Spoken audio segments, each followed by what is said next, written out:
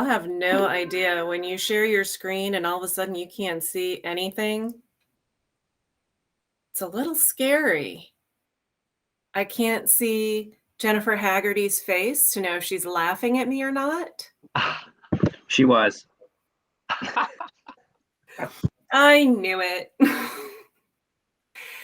So thank you to everyone who submitted a project or a person, a place, a thing, whatever it was for our Merit Awards this year. You've got to be in it to win it.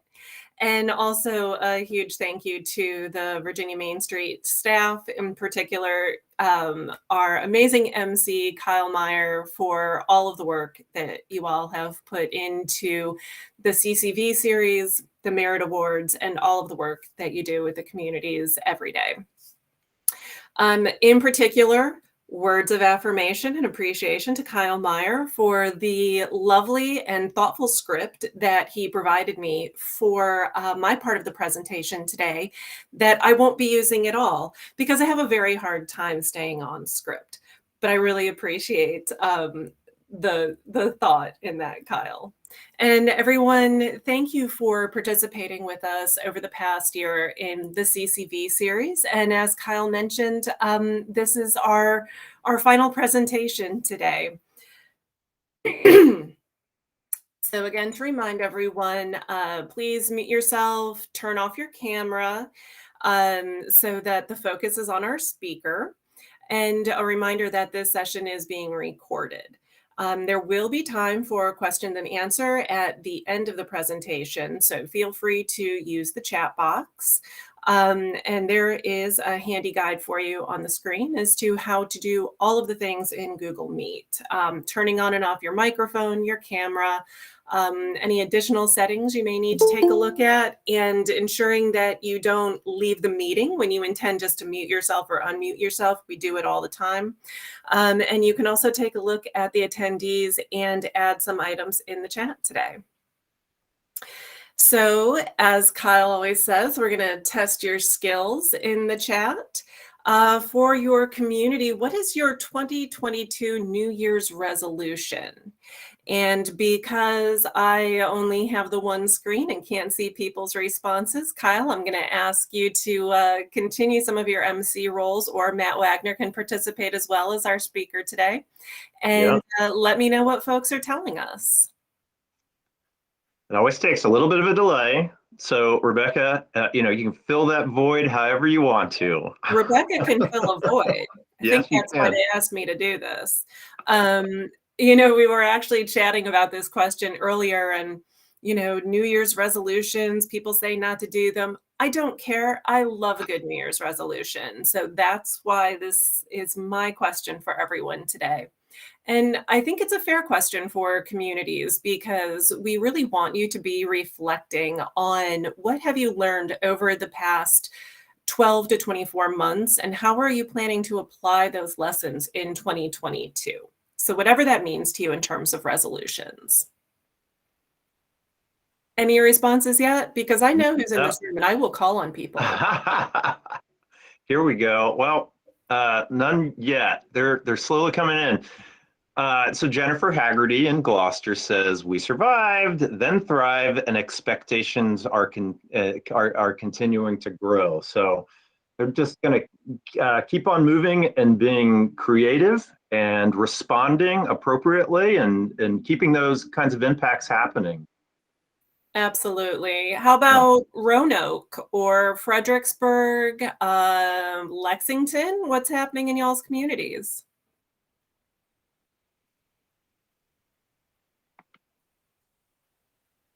Because I can also make things uncomfortably silent when I need to.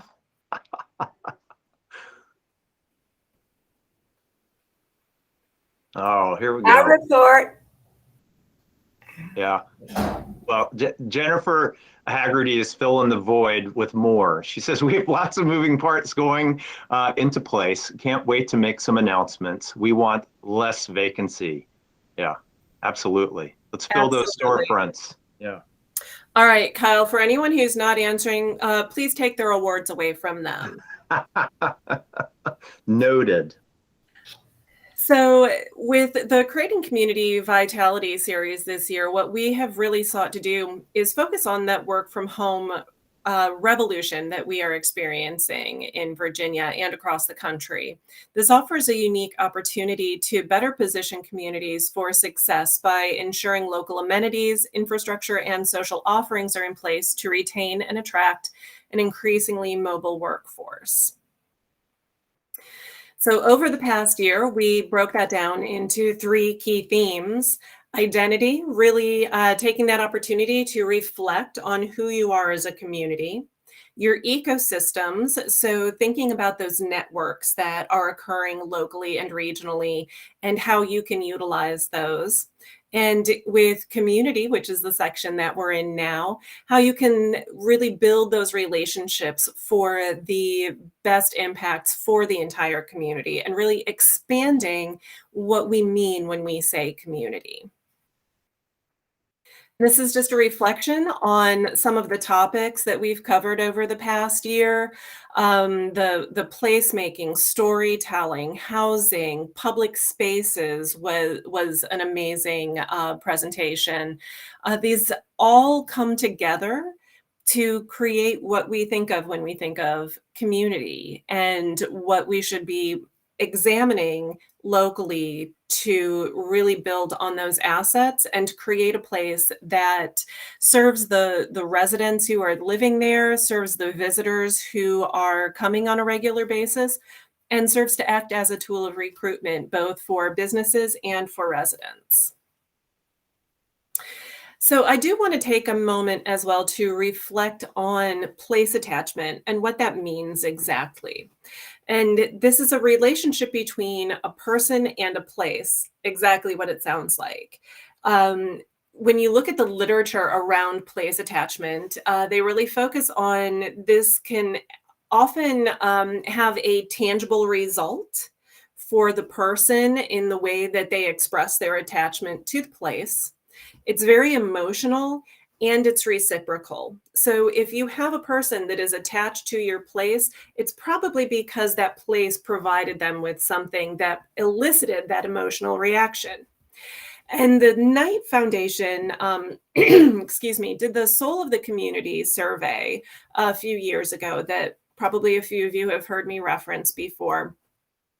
And they found that place attachment actually impacts the GDP of localities.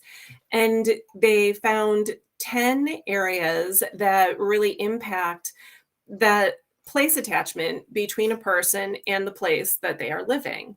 And they're listed for you here. So, basic services, local economy, safety, leadership and elected officials, aesthetics, as education, social offerings, openness or welcomeness. Google is trying to tell me welcomeness isn't a word, but I think we're going to make it a word. Civic involvement and social capital. So, for those of you who are familiar with the Main Street approach to community revitalization, some of these may sound very familiar to you. Oh, and apparently my animations didn't follow through on this. But think about local economy. When Main Street talks about economic vitality, that's really what we're focused on.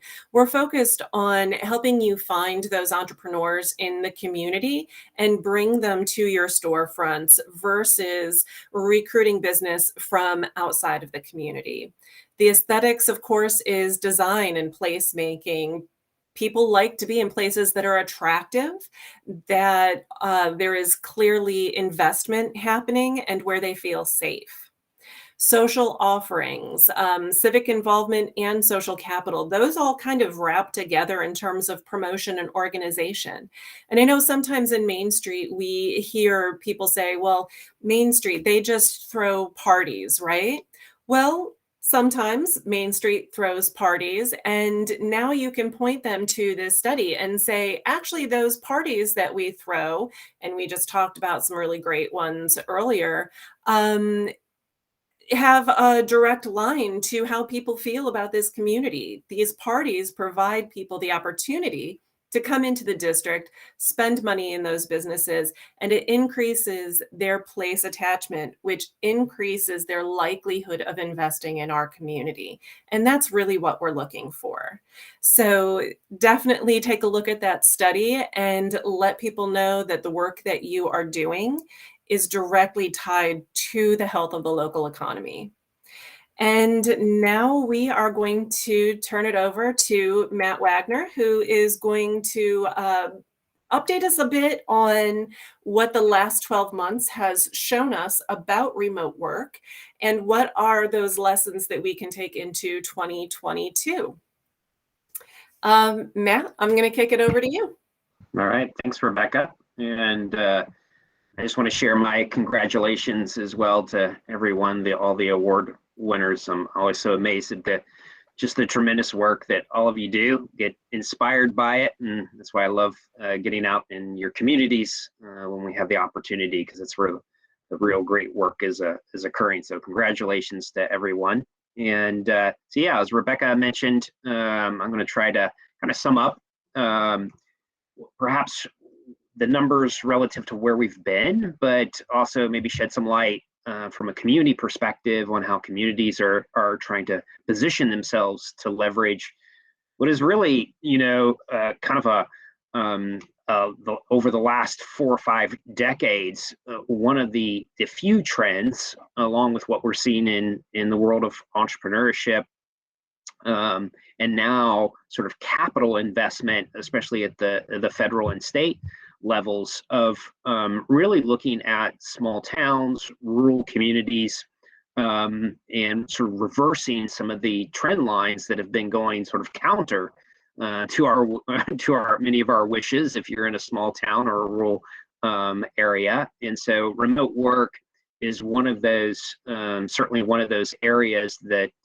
has the potential for sure to be leveraged as an economic development, community development strategy. So let me go ahead and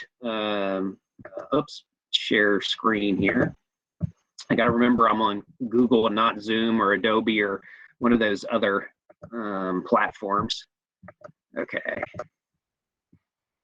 All right. So, okay, I'm going to assume, and maybe Rebecca or Kyle, you can say yes, we can see your screen, Matt. That would be great. Yes, we can see your screen, Matt. All right. Thanks, Rebecca. Okay, so just a few sort of intro factoids. With COVID, a lot of times with some of the trends that we're seeing out there, changes in the economy or marketplace, we think that they're because of COVID, and really what we're seeing is COVID having accelerated a lot of these sort of trend lines that were actually occurring before, whether it's things like e-commerce or like remote work, et cetera. But COVID tended to just accelerate these things a lot quicker, almost like on steroids or something.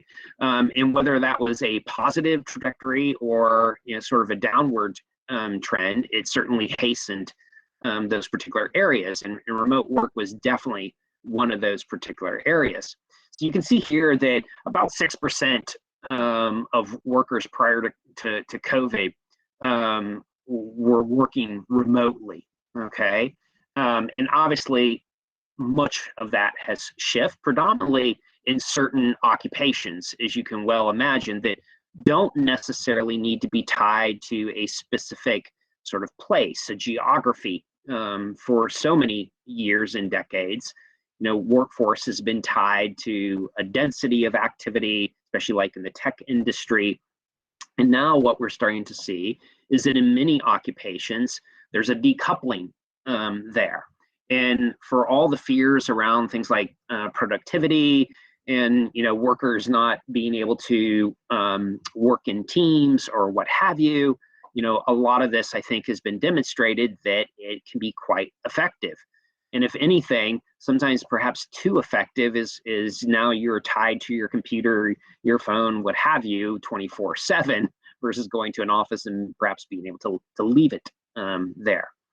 We're also seeing with, the not having kind of a post-COVID scenario yet.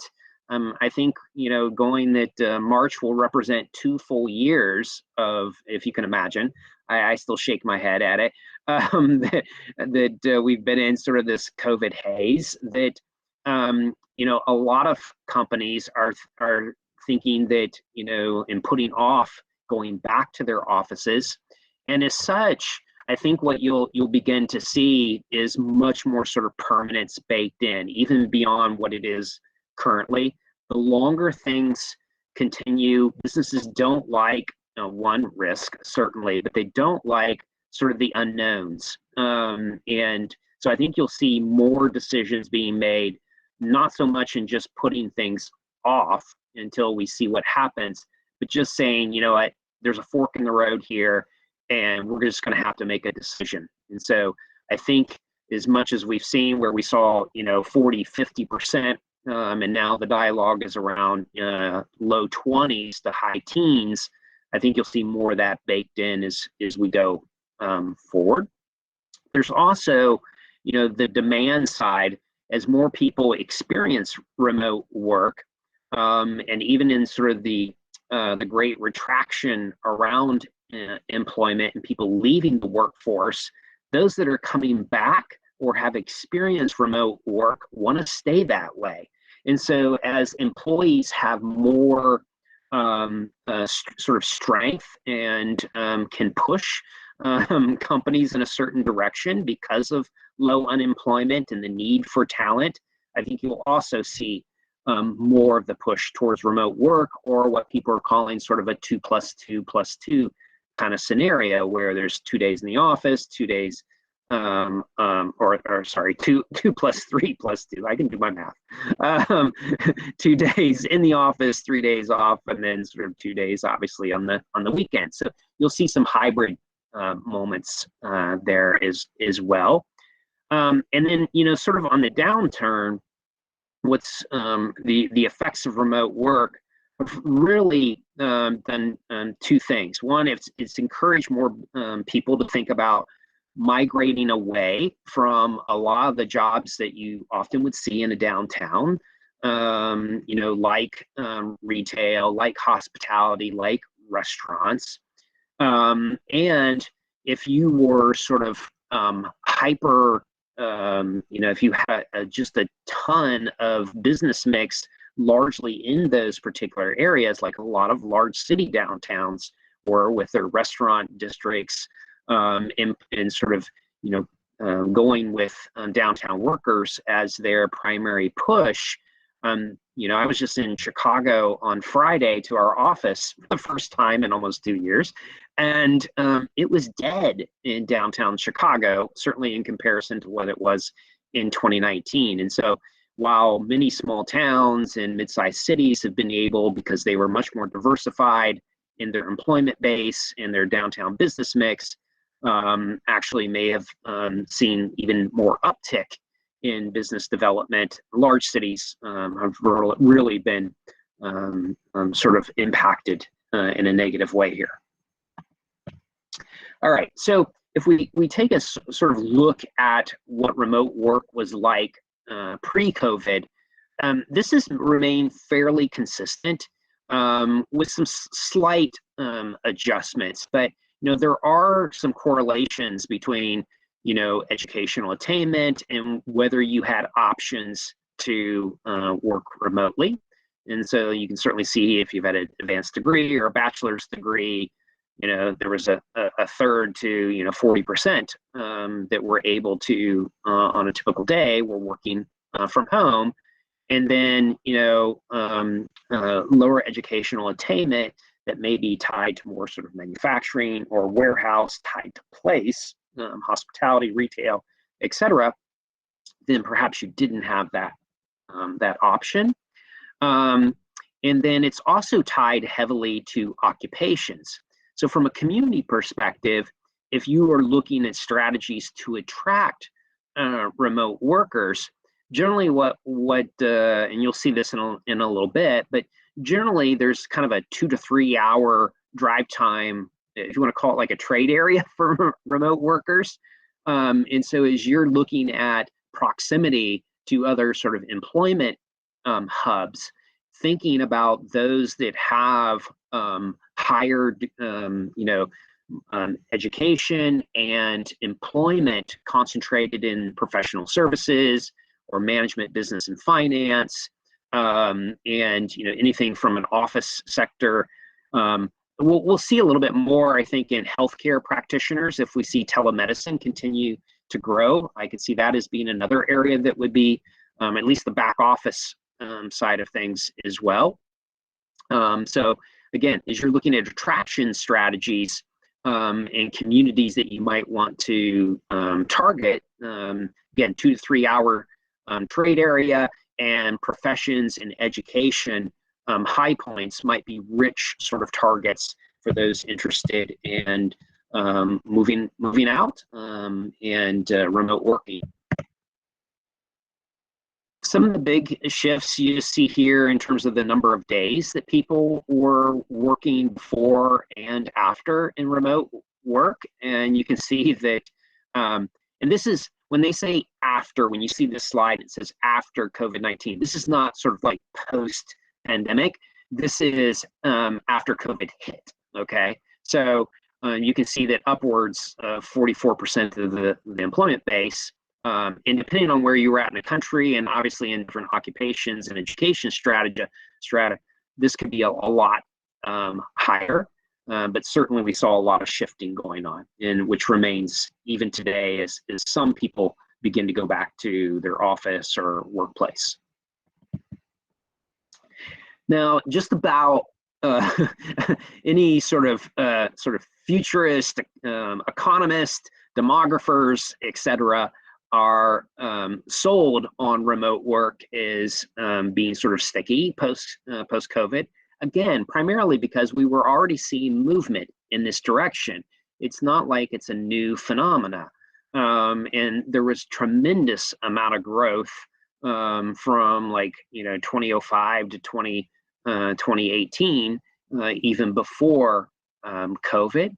But you can see that 5 years from now, and the Harvard Business Review also did some studies in this, and they were coming out in the low 20s as well, being sort of full remote. And so hiring managers are also suspecting that we'll have close to a quarter of the workforce that is fully remote. And then, as you can see here, just based on the numbers, well over a third that has some sort of remote work potential, that are partially doing some form of remote work.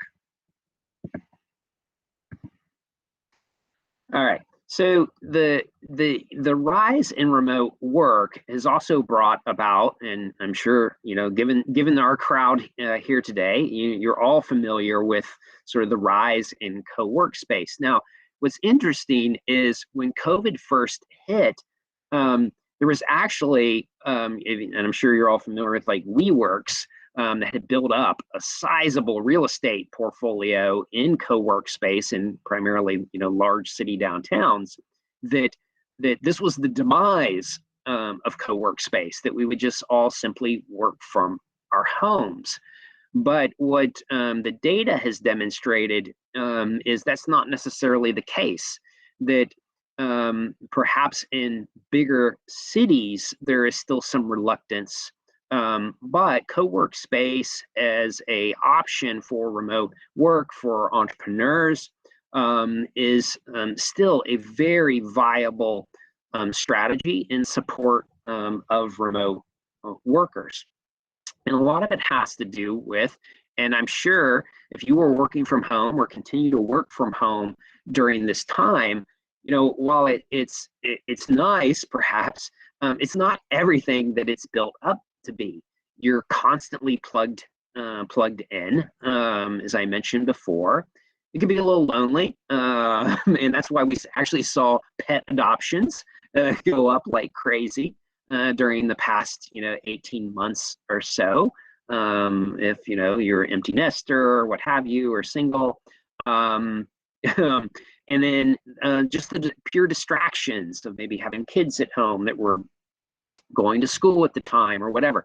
But all this is to suggest is that there's still a lot of sort of eagerness to be connected in some form, but maybe just not going in and having to be tied to a home office and perhaps a community or a city that you're not really interested in being there or is unaffordable or what have you. And so you want the luxury of making sort of life living decisions based on where you want to live, but also having, connections to others that may be sharing similar experiences or have that sort of office feel to it. The rise in co-work space has been quite dramatic. You see just a really huge uptick over the last 5 years. And this is likely to continue, especially as smaller communities look at this as a viable opportunity, or building out sort of entrepreneurial hubs that provide programming as well as co-work space for remote workers, but also for micro ventures and neutral location kinds of businesses or consultant types or what have you, that the physicality, the place programming is a big piece. And that's, again, the whole dynamic of this series throughout this past year, that place matters, place amenities, place programming is critical to this, certainly this kind of economic development or community development strategy, but certainly others as well. What we're also finding is that, from an economic and community development perspective, that there is some shifting taking place. Now, I won't contend that or suggest that there isn't still a lot of thinking around like industrial recruitment, business recruitment, industrial development, and Rebecca hit on some of this earlier, that really I think we're seeing some transition to thinking about place investments, whether they're amenities or things like co-work space or maker space, place programming that supports where people want to be, that people are in the driver's seat, and people may not necessarily follow business because they're not coupled to business location, but business may follow people. So talent attraction, investment in human capital versus investment in sort of the traditional running water and sewer out to a greenfield site for an industrial park, you see some transitions beginning to take place here. We're also seeing some migration patterns. There hadn't been over the last couple of decades a lot of movement in the country. People were pretty set. Now, some of that was because of perhaps housing costs or needing to be tied again to their job, their particular company, business, or what have you. And with remote work and the decoupling of job place versus living place, that we saw some shifting beginning to take place. The other big driver here has been just the sort of the unaffordability of living in a lot of U.S. major cities. And so being able to go to a smaller community, again, maybe perhaps within a 2 to 3 hour time space, or a suburb or whatever, that this was becoming something that people were looking for. Now, there was a lot of dialogue in the early stages of COVID about people leaving cities because of the sort of fear around COVID. I think there was some of that. Data really didn't show that, like, density was a huge issue, but it was more about people's living preferences, and we'll talk a little bit about that in just a second. And what Redfin, if you're familiar with the big, e-commerce real estate site, Redfin, they did some surveys early on and showed that, things like rural area, we're seeing housing price increases, which there is a downside to that as well, and suburban areas as well. And when they were just looking at where people were searching to live, rural and small town house searches were way up. The unfortunate thing is there's not a lot of sort of supply, lots of demand, not a lot of supply. or supply and the condition or diversity of sort of housing. But as Main Streeters, that's what we work on, and providing some of that in the downtown, perhaps. Residents are now moving at a rate 20% over normal, and young adults are moving at much higher rates than older. Although with so many people retirement and the great sort of exit of baby boomers early, I think you'll see some of this catch up in the older cohort groups. And as I mentioned before, if you're 2 to 3 hours away from a larger community, those are typically, not always, but what the research is tending to show based on like Atlas van line movements, U.S. Postal Service and their permanent change of address data points, that these are seeming to be sort of the great agglomerators of remote work areas, is in that 2 to 3 hour zone. In terms of where Americans are wanting to live, in this, I think this came out of Gallup, and I won't call it a post-pandemic world, but as hopefully we begin to see some emergence here, you see just the absolute kind of mammoth shift in where Americans currently live and where they want to live, with rural, rising at the highest rate of plus 12%, and then the biggest downturn in big cities, from 20% currently to 12%. Now, again, actions speak louder than words, obviously, but in terms of preference, certainly rural is one of the big sort of winners here coming in a post-pandemic situation.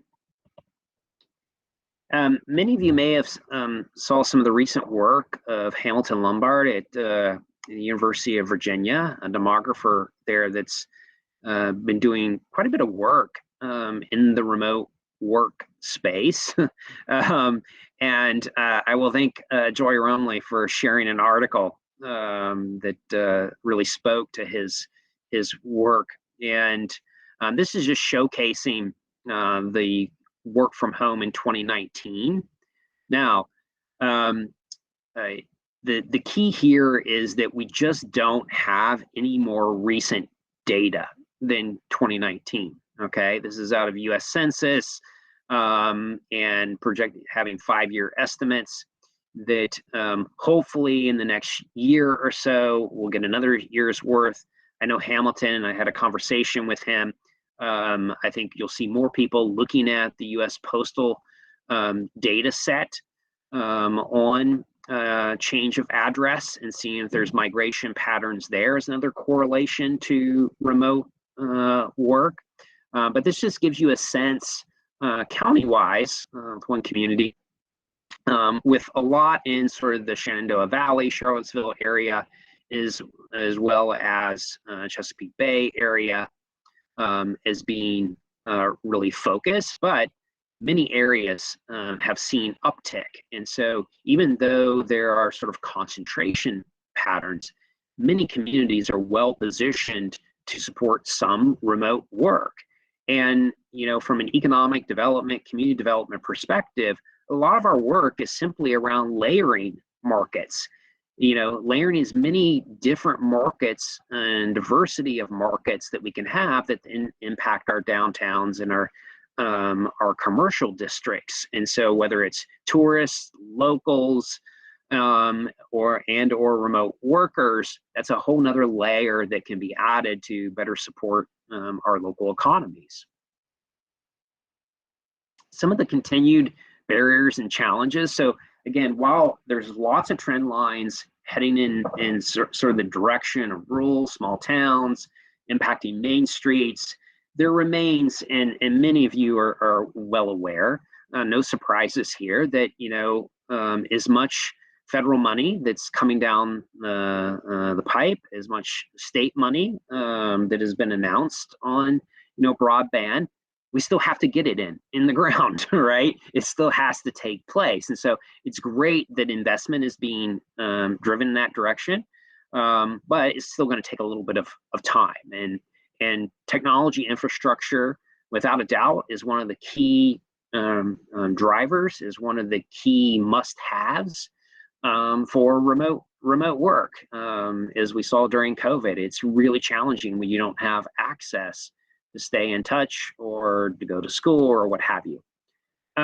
There's also price pressures. I've done some work in Northern California with a lot of people coming out of the Silicon Valley, San Francisco Bay area, moving to northern places like Eureka and other places, Arcadia in California, and the price pressures that can be put on an area with an influx of people that have now sold homes in pricier areas and then come to another can really escalate pricing, drive down supply, and can cause some impacts in that area. Or there's a lot of sort of second home acquisition happening where people are saying, you know what, I'll keep my home near where my company is, but I'm going to remote work, maybe 6 months or spend a month here and there. And so you see a lot of Airbnb acquisition that can also cause some challenges. So trying that balance, I think, is one of our, the things that we need to address as Main Street folks, as community and economic development folks, as policymakers, because you want the investment, but there's also certainly the pendulum can swing way too far to the other side. And I know certainly we've worked in communities that have experienced that. Housing supply and diversity, there's a lot of our communities are maybe more predominant in sort of single family homes and not have maybe, upper living, loft style living, what have you, that remote workers might be looking for. Cultural amenities, shopping amenities, even things like basic support services, like notaries. I know I've gotten so many requests from our office and saying that, yeah, you need to sign this, but you also need a notary to demonstrate that it was signed in front of someone that's truly you. And so I think these kinds of services will be much more needed as remote work continues to increase, which from a Main Street perspective, again, may allow for other types of businesses that you might want to think about, or services in your particular district, as well as just the place-based support services and certainly programming that goes with that. So whether it's co-working spaces or breweries and distilleries and coffee houses, et cetera, that provide those place amenities. I guess I got a little typo there. J is not part of communities. Themes, what makes communities great location? A lot of this I got from having a conversation with Hamilton at the University of Virginia about what he's been seeing in some of the data, whether they're tracking some of the kind of the trend lines relative to communities that are experiencing, and are there kind of themes that tie these communities together as attractive places for remote work. And while I certainly wouldn't speak for him, I think where things were coming out was certainly having a healthy, vibrant downtown was a key one. That many of the places that people were moving to were just simply, he called it pleasant, whether you want to call it attractive or what have you. So that Main Street, as you can see, has a huge role to play in creating an environment, creating place within your communities, within your region, and by having those is, vibrant places, pleasant places, that is a huge attraction to remote workers. And having the kinds of, third spaces, coffees, breweries, distilleries, as we talked about. Outdoor rec is definitely a huge driver as well. And I know certainly there are a lot of rural communities that are aligned with this direction strategically, growing out trails, promoting their parks, creating better infrastructure and tie-in and trailheads to their downtowns. That whole connectivity is so important, marketing those aspects. broadband, and as I mentioned before, proximity to larger trade areas, having that diversity of opportunities. And then I think there's also some changes happening within the Airbnb space. You know, Airbnb pre-COVID was largely driven by 2 and 3 night stays. And with remote work growing so much, those the fastest growing segment of the Airbnb market are those that are longer term, multiple weeks, you know, a month, a couple of months.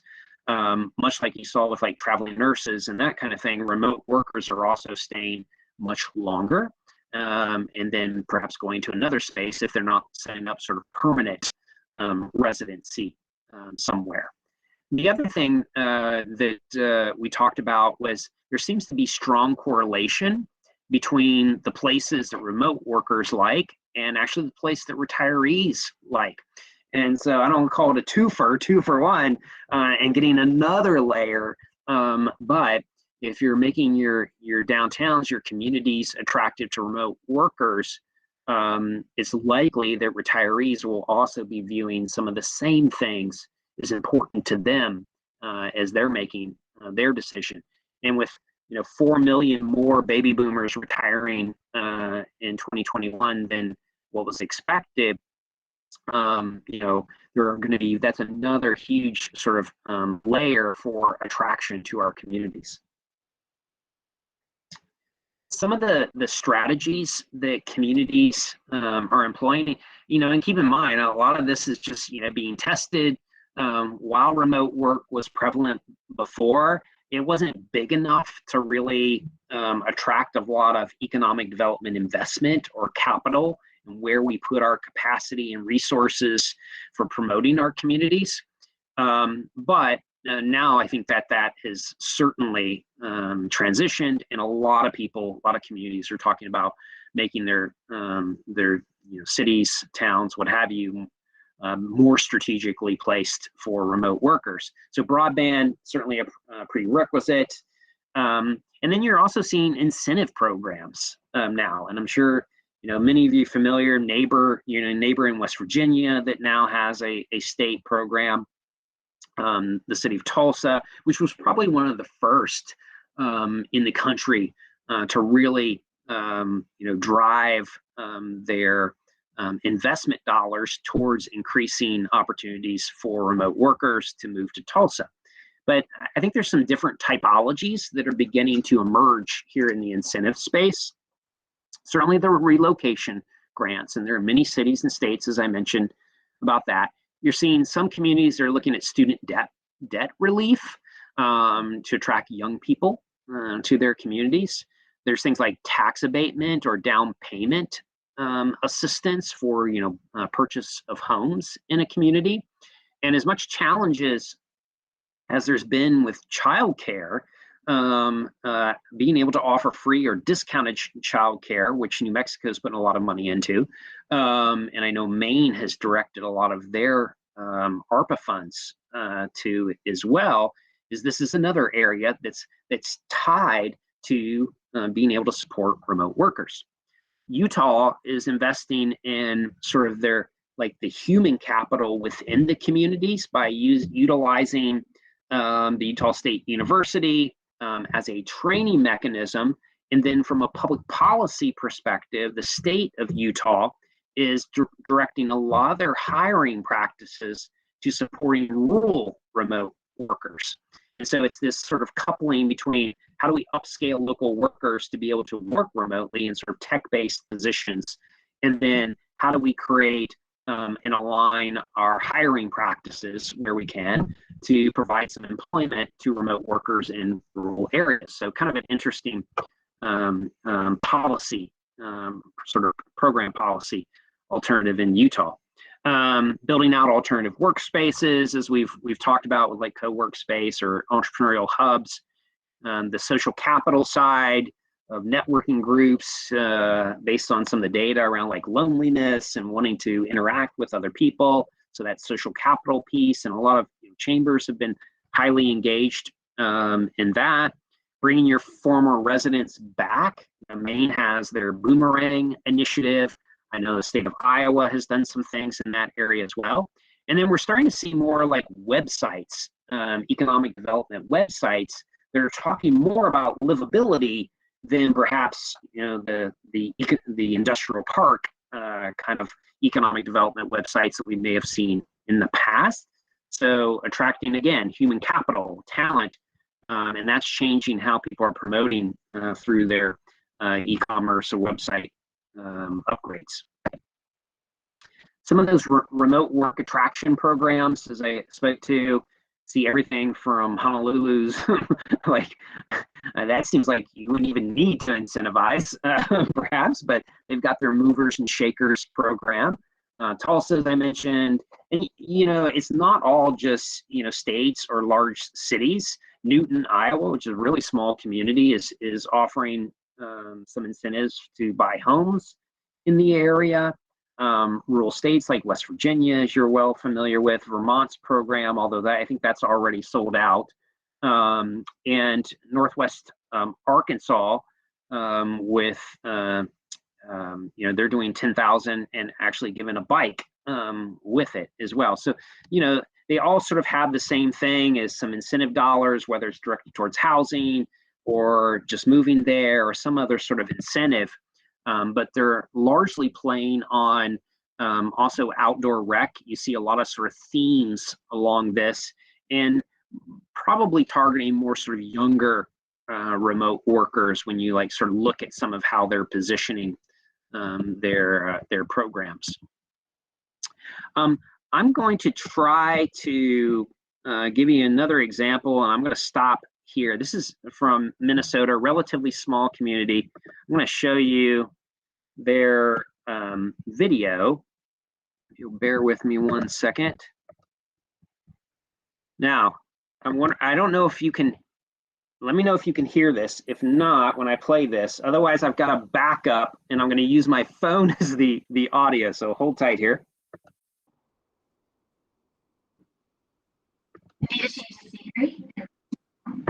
Can you guys hear that? Hey, Matt, if you want, what you can do is you bring that up in a tab in Chrome. Are you working on Chrome? Yeah, but don't complicate me, Kyle. I don't know. Well, you just share you just share the tab and that's it. And it captures the audio and video perfectly. Gotcha. Oh, a tab. Okay, I see what you're saying. Yeah. Okay. I haven't used Google that much. Okay. Maybe you've been thinking of a simpler life in a community. There you go. Can you hear that? Perfectly. Yeah. Okay, great. That is just the right size, where you can enjoy the great outdoors and the peace of mind that Northern living brings. The 218 Relocate program offers remote workers free incentives to move to and thrive in Bemidji, Minnesota. Get $2,500 in reimbursed moving expenses, including gigabit high-speed internet service, a 1-year membership to our co-working space, The Launchpad, free access to the Community Concierge Program, and teleworking support through effective remote work. Apply online at 218relocate.com and fill out a simple application form. 218 Relocate to Bemidji. Choose your lifestyle. Live and work in the Northland.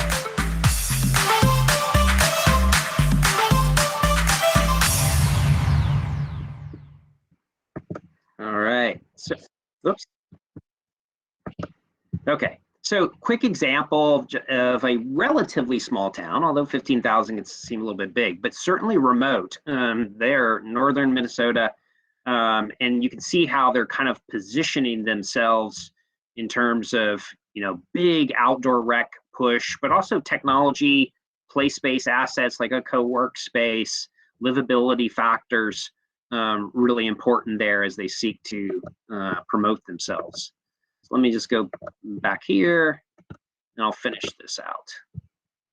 All right, from current slide. Okay, all right. What we're also seeing is sometimes it's not always, especially from a community development perspective, and again, as we're preservationists and thinking about reusing assets, is oftentimes our communities have what I would refer to as sort of underutilized assets, whether it's in commercial kitchens at a church facility or an Elks Club or a Masonic lodge or what have you. There are great opportunities to leverage space without having to do something brand new, very expensive upfront, but sort of makeshift as you're getting your feet wet in the remote work co-working space world. As an example, this is from Charlevoix, Michigan, small town on Lake Michigan, and they were able to, through a partnership with Huntington Bank, utilize the basement that, a lot of banks are downsizing, or some are vacant, looking to transition as there's consolidation within the market.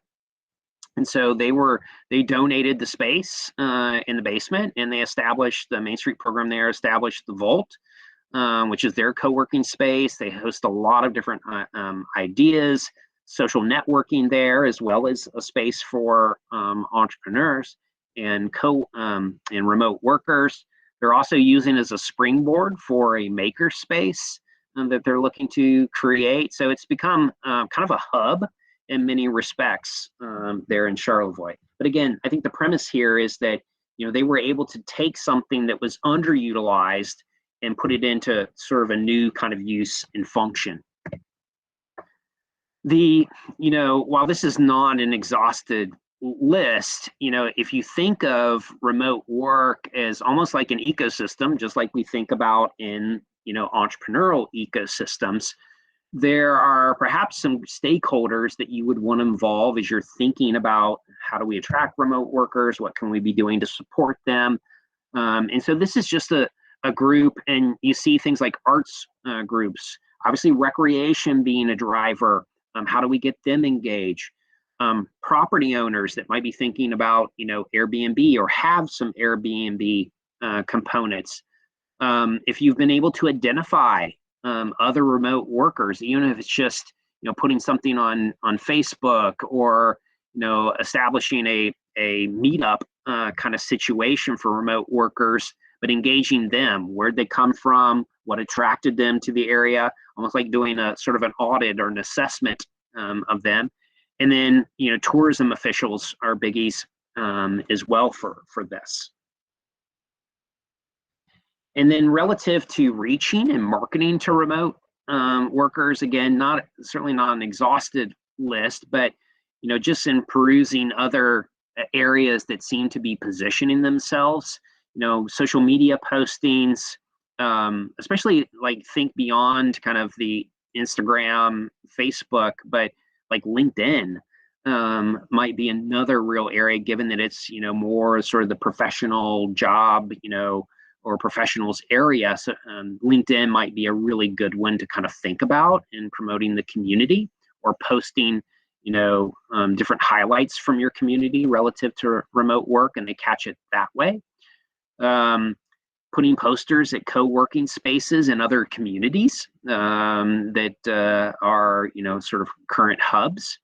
Direct marketing through tourism, dedicated website with a remote work sort of packet about what it's like to live there, all the amenities, technology infrastructure, what have you. If you have some Airbnb locations and those owners are willing to allow you to maybe put some information there, or at your recreation sites, and then just hosting perhaps a networking event. So these are just some ideas to get started.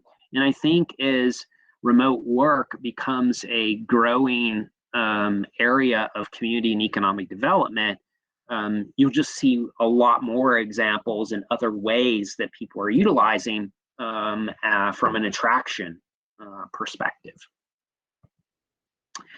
And finally, and I don't know, Rebecca, if you want to do this, or if you want me to do this, but we wanted to conclude our remarks here before some Q&A, if there's questions, obviously, about announcing a new technical service from Virginia Main Street, where we're going to do a pilot initiative in 3 communities around how to better position those pilot communities for the world of remote work, and how that is a part of their comprehensive revitalization strategy.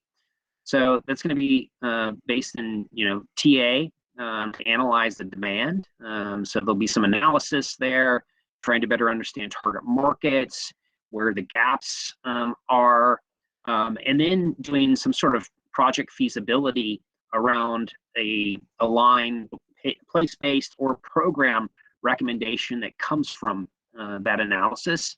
So not just where are the gaps, but what would be the feasibility? How could you carve out, where would the resources come from to do and actually put this into action? So there will be an RFP that's coming out in January, actually next month. Don't have an exact date yet, but you'll hear more from Virginia Main Street on that. And if you're interested, I would let them know about it, but obviously there'll be an announcement, so you'll hear about it. Communities will be selected sometime in February. That would be the goal. And then services to launch thereafter. And then, once the pilot is concluded, really want to be able to share outcomes, what was learned, so that other communities that perhaps weren't part of the pilot can obviously sort of share in that experience and learn from that experience. That's the whole purpose of having a pilot in place, is that you can create some models that other folks can leverage and utilize. So that concludes my remarks, and certainly want to thank the team at DCHD and Main Street for allowing me a little time to participate in your program and share some thoughts and ideas and things that we're seeing out there. And I'll just stop sharing now, and if there's questions for myself or anyone on the team, we'll do our best to answer them. Thanks. Matt, that was fantastic information. Thank you for providing those updates for us on what the last 12 months has really taught us, because the last time we heard from Matt was back in January.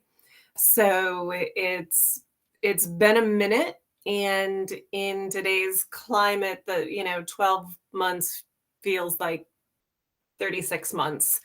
So we do have some questions. The first is really a note. Joy Rumley is acknowledging the challenge in rural areas around housing. And we've definitely seen that. There was a session on that at the Governor's Housing Conference last month as well. The pressure that remote workers, or even those folks who are buying more second homes, to Airbnb them or to use for themselves, the pressure that's putting on affordability of housing and a lack of housing at all in some of these rural areas. Matt, what have you seen or heard from communities around the country regarding those housing pressures and affordability? Yeah, I think what we're seeing is, frankly, lots of dialogue, but the action still hasn't necessarily been there. I mean, it's been sort of spotty, and we have needed a federal response on housing for many, many years. I mean, again, COVID didn't create the issues around. It just exacerbated the lack of workforce housing throughout the U.S., and rural economies are no different there. And so I think until a massive issue requires a massive response, just like broadband infrastructure, which was talked about forever, and finally, we're seeing some dedicated resources there. So in the meantime, I think a lot of this is going to have to be local, but I think what you'll end up seeing is we're seeing more like rural properties from those that have the resources to do so, buying property and then building, okay, because of the lack of existing housing on the market, or many downtowns, dedicating their own resources, strategic thinking around how do we do like small scale or incremental development with housing, second floor housing, and doing as much as you can on that level. But I don't think you're going to see real wholesale changes until there's just a lot more sort of dedicated resources and policy making, whether it's through USDA or others that can create those big leaps, those big changes in the environment. Yeah, and I know some of the communities we've talked to as well have mentioned not just, affordability, inventory are both issues more and more. And some areas around the state, thinking specifically of the Eastern Shore, and I know we heard specifically from Floyd County at the Governor's Housing Conference that the availability of contractors and people working in the trades in order to do construction projects also remains an issue. So for those of you who are listening and are interested in pursuing this RFP that we will be putting out in January, and stay tuned to Virginia Main Street for more details on that. Looking at the housing situation in your area would certainly be a part of that.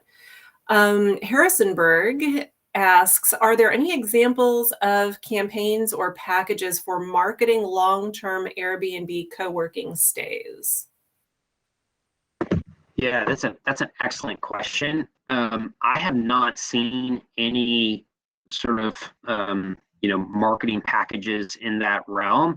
Again, I think communities are still so early on in pivoting their their strategies and their thinking that I think a lot of this is new space. And so I would encourage everyone, and it may just be about like looking at other sort of adjacent models, and then just kind of changing up the language and the style, but maybe using similar sort of processes. I do like the idea of targeting things like LinkedIn, other co-workspace in other areas that are more predominant with occupations and educational levels that might have remote workers looking for alternative places to migrate. So I think even how you target it might be slightly different, but sort of the materials using web-based tools will be, oh yes, the Joy just put up the St. Louis doc that just came out, which if you can go through 300 pages quickly, it's a big book, but a good one. Thank you, Joy, for always keeping us resourced with the latest information.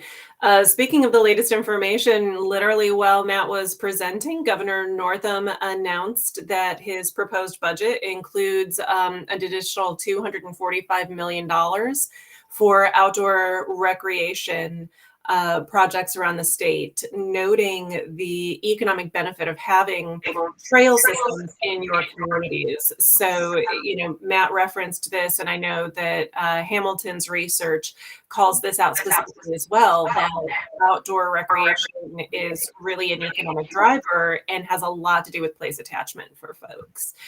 I also wanted to, mention that the most interesting part to me was that idea of getting the employers on board. And what can Main Street programs or Main Streeters do in terms of messaging to the major employers in their areas about the importance of creating incentive packages, or how they can work together to incent workers to move to the area? Yeah, I think, again, I haven't seen as of yet, but just as quickly as the governor announced more money for recreation, maybe while we're on here, another community's coming out with another incentive program. But companies are in the same boat. I mean, they're struggling. I mean, you can't drive around a community and not see 100 help wanted signs or job fair signs. And so I think there's a lot of appetite for employers to invest in these kinds of programs that might be attractive to talent, even if talent is migrating there because they already have a job, but that may be also an opportunity then to for another sort of base of employment. But so I think there's appetite certainly there. And just like any kind of collaborative programming, it's about laying out, here's the strategy, here's what we're looking to accomplish, and here's how we think it aligns with your business needs as well. Yeah, great point. Always showing them how it will benefit them. Employers love that. So, Kyle, thank you for all of your gentle prompts in the chat box. I will mention that with the CCV series, of course, we have the companion podcast, and this month that will be with Bill Houston. And he's talking about really creating community and then how you use your crowd and your community to do some crowdfunding and start thinking about how you can put the infrastructure together to think about projects and then find the funding within your community to make some of those things happen. So he is a great time to listen to. And also mentioning that, of course, the big thing happening in 2022, the National Main Street Conference being in Richmond, May 16th through the 18th. Stay tuned for more information on that as we move into this new year. And I know I'm missing something. Oh, so we do have some additional Community Revitalization Office and Department of Housing Community Development resources around a number of these issues.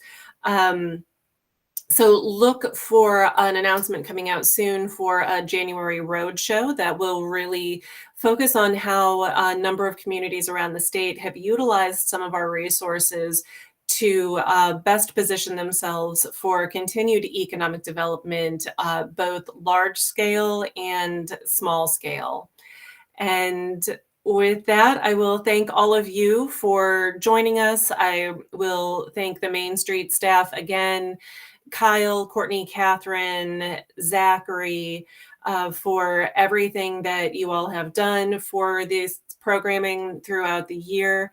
Joy for her participation early on and the leadership and partnership that she has always provided to us, and all of our communities around Virginia.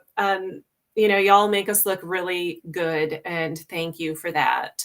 Thank you, Matt, for Virginia being your favorite state in the union and working with us and investing in Virginia as well.